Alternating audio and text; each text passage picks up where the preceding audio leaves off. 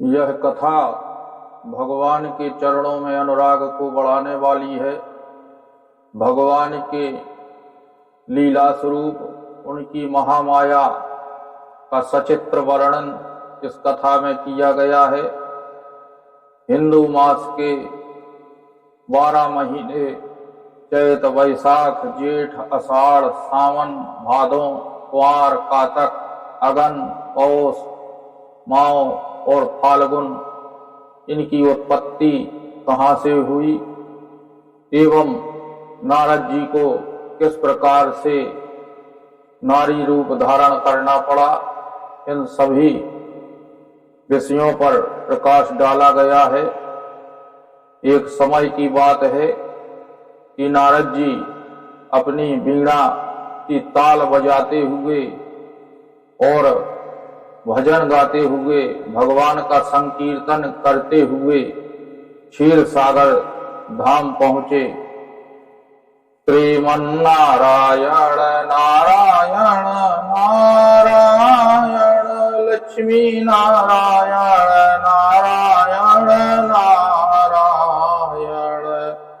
पाप होत है छारायण भजमन नारायण नारायण नारायण।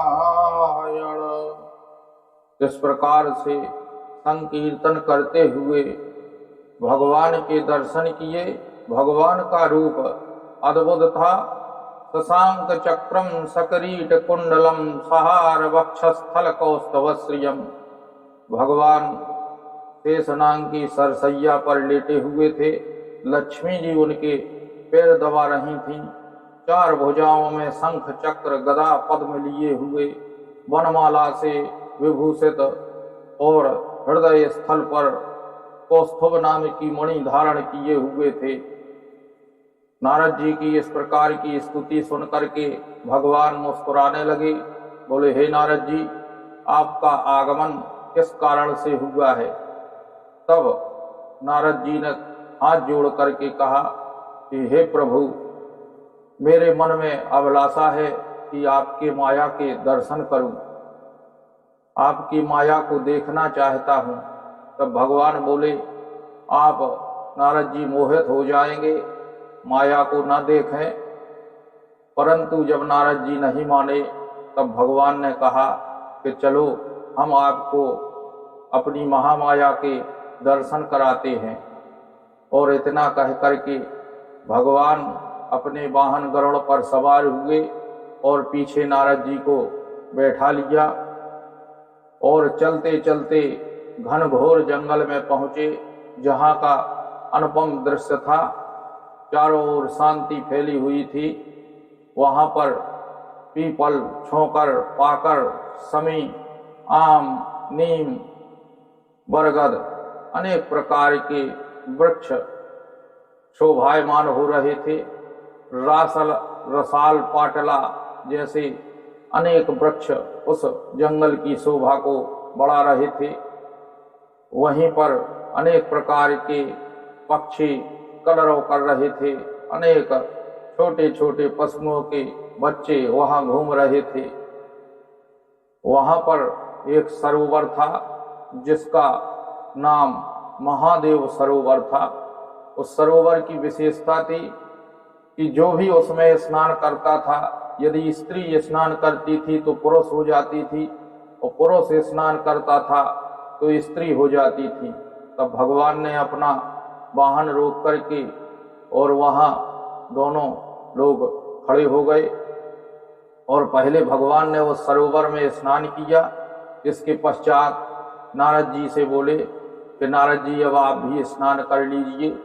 तो नारद जी उस सरोवर में जा करके उन्होंने आचमन किया और फिर जैसे ही स्नान करने के लिए डुबकी लगाई तो नारद जी एक 16 वर्षीय होड़सी बन गए। वहां एक 16 वर्ष की स्त्री के रूप में परिणत नारद जी हो गए और सब प्रकार का जो उनको याददाश्त थी सब भूल गया। ब्रह्म ज्ञान भूल गया। वह यह भूल गए कि हम कौन हैं पूर्व जन्म का जितना वृत्तांत था वह सब उनको भूल गया और वहीं नारद जी खड़े हो गए। कुछ समय बाद वहां तालध्वज नाम के राजकुमार जंगल में आखेट के लिए आए हुए थे, तो घूम रहे थे। उनकी नजर नारद जी के ऊपर पड़ी जो स्त्री स्वरूप थे। उन्होंने पूछा कि हे देवी, आप कौन हैं? आप तो इस प्रकार से शोभायमान हो रही हैं जिस प्रकार से समुद्र मंथन में निकली हुई लक्ष्मी जी हो। आपका विवाह हो गया है, आपके माता पिता कौन हैं? तब उन्होंने कहा कि मेरा नाम सौभाग्य सुंदरी है और मेरे पिता माता नहीं है। तब एक दूसरे को देख करके वह मोहित हो गए और उनका विवाह हो गया। इसके बाद कुछ समय में जो सौभाग्य सुंदरी नारद जी का स्वरूप था स्त्री के रूप में, उनको 12 पुत्र रत्नों की प्राप्ति हुई और वह बहुत ही तेजस्वी एवं प्रतापी पुत्र हुए। उनके भी फिर बच्चे हुए। इस प्रकार से उस सुंदरी के पौत्र प्रपौत्र अनेक प्रकार से परिवार फैल गया। यहाँ पर बहुत ही सुख का भोग किया।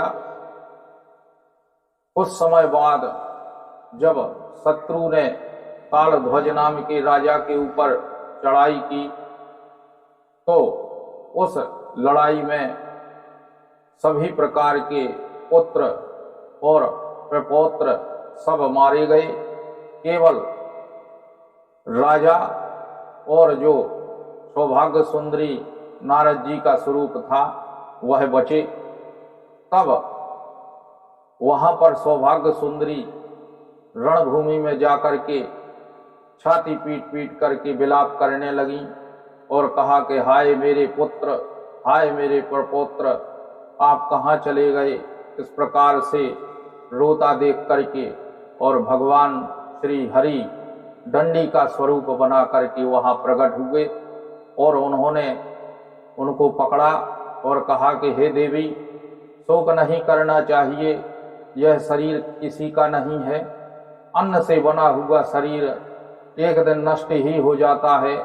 अब आपको इनके मोक्ष के बारे में सोचना चाहिए।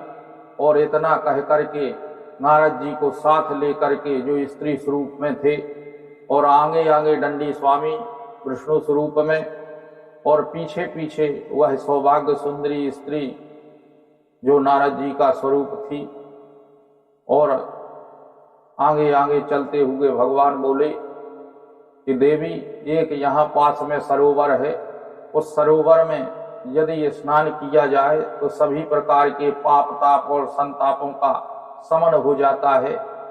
इतना कहते हुए उसी महादेव तालाब में जो निर्जन जंगल में था वहां पर भगवान पहुंचे और कहा कि इसमें आप स्नान करो, जिससे आपके पुत्र प्रपौत्रों का मोक्ष हो जाएगा और आपको हृदय में शांति मिलेगी। जैसे ही उस स्त्री ने उस सरोवर में स्नान किया तो पुनः नारद जी का स्वरूप आ गया और वह नारद जी बन गए और नारद जी को सभी प्रकार का ब्रह्म ज्ञान ध्यान आ गया। पुनः उसी अवस्था में हो गए जिस अवस्था में पहले थे। सामने देखा तो गरुड़ पर बैठे हुए भगवान मुस्कुरा रहे थे।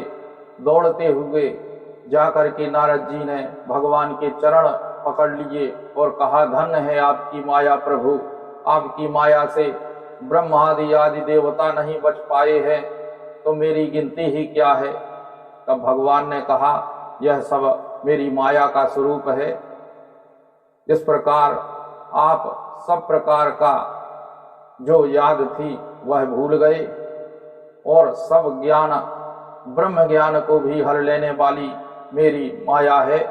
आप मेरी माया के प्रभाव से ही आपने पहले सुख भोगा और पुत्रों की मृत्यु के बाद दुख का भी पान किया। इस प्रकार से मेरी माया क्षणे तुष्टा, क्षणे रुष्टा, रुष्टा तुष्टा, क्षणे क्षणे का स्वरूप बदलती है। मेरे जो भक्त हैं उनको माया का प्रभाव नहीं पड़ता है। इस प्रकार से वहां पर तालध्वज नाम के राजा भी आ गए। तो राजा से कहा कि हे राजन, यह सब माया का स्वरूप है, ना तो यह आपकी स्त्री है, ना आप इनके पति हैं, यह नारद जी है जो माया को देख रहे थे। तब नारद जी ने कहा कि प्रभु, मेरा जो यह अवतार हुआ है स्त्री के रूप में, तब मुझे अपने पुत्रों से बड़ा ही प्रेम हो गया था, उनकी क्या दशा हो गई, उनके बारे में आप थोड़ा बताइए। तब भगवान ने कहा, मेरी माया से वह मारे गए हैं और अब वह मोक्ष के पश्चात 12 महीने के रूप में प्रस्तुत होंगे। वहीं से 12 महीनों की उत्पत्ति हुई और इस प्रकार की अद्भुत महामाया का प्रभाव नारद जी ने देखा। तो जो भी भगवान का स्मरण करता है तो उनकी माया उसे परेशान नहीं करती है। जोगी जपी तपसी अरो सिद्ध निरंतर जाहि समाधि लगावे, गाव शेष सारद और नारद ब्रह्म त्रिलोचन पार न पावे। काहे अहिर की छोहरिया छचिया भर छाछ पे नाच नचावे, काहे अहिर की छोहरिया छचिया भर छाछ पे नाच नचावे। नारद जी जिनका सदैव गुणगान करते हैं, सहस्त्र प्रकार की शारदाएं लेखनी के माध्यम से जिनका गुणगान लिखती हैं, हजारों फन वाले शेषनाग जिनका गुणगान सदैव करते रहते हैं, ऐसे मायापति को जीतने के लिए केवल ब्रज की गोपियों के समान हृदय से पवित्र हो करके और उनको जीता जा सकता है, उनकी कृपा प्राप्त की जा सकती है। तो इस प्रकार से ज्ञानवर्धक जानकारी के लिए आप द शक्ति चैनल से जुड़े रहें, इसे सब्सक्राइब करें और नमो नारायण कमेंट में लिखना ना भूलें।